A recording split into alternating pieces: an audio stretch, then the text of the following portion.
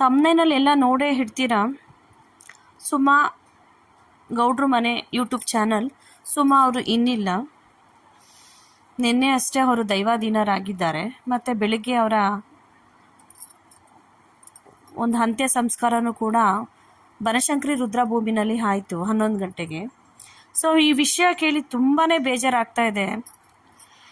So ನಾನು ಯಾವಾಗಲೂ ಫ್ರೀಕ್ವೆಂಟಾಗಿ ಕೆಲವೊಂದು ಚಾನಲ್ಗಳನ್ನ ಮಾತ್ರ ಫಾಲೋ ಮಾಡ್ತೀನಿ. ಅದರಲ್ಲಿ ಸ್ವಾತಿಗೌಡ ಯೂಟ್ಯೂಬ್ ಚಾನಲ್ ಕೂಡ ಒಂದು.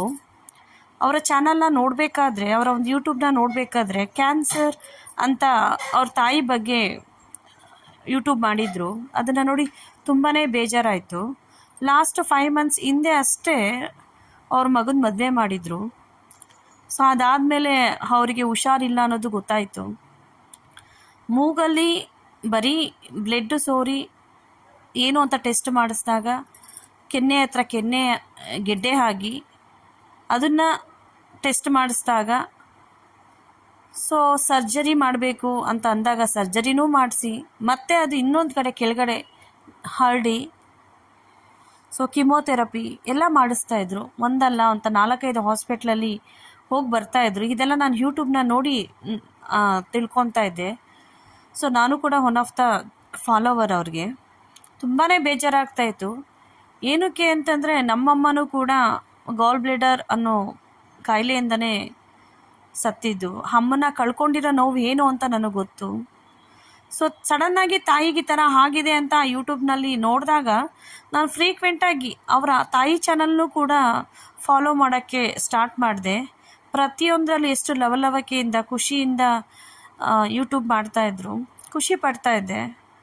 ಬಟ್ ಈ ಕ್ಯಾನ್ಸರ್ ಅನ್ನೋ ಕಾಯಿಲೆ ಇದೆಯಲ್ಲ, ಸೊ ತುಂಬ ಬೇಗನೆ ಹರಡ್ಬಿಡುತ್ತೆ. ಫಸ್ಟೆಲ್ಲ ನಾವು ಹಾಸ್ಪಿಟಲ್ಗೆ ಏನಾದರೂ ಹುಷಾರಿಲ್ಲ ಅಂತ ಹಾಸ್ಪಿಟಲ್ಗೆ ಹೋದರೆ ಹಾಸ್ಪಿಟಲಲ್ಲಿ ನಮ್ಗೆ ಈ ಥರ ಆಗಿದೆ ಅಂತ ಗೊತ್ತಾಗ್ತಾಯಿತ್ತು. ಬಂದು ಅದಕ್ಕೆ ಟ್ರೀಟ್ಮೆಂಟ್ ತೊಗೊಳ್ಳೋದು ಮತ್ತೊಂದು ತೊಗೊಳ್ಳೋದು ಮಾಡ್ತಾಯಿದ್ವಿ.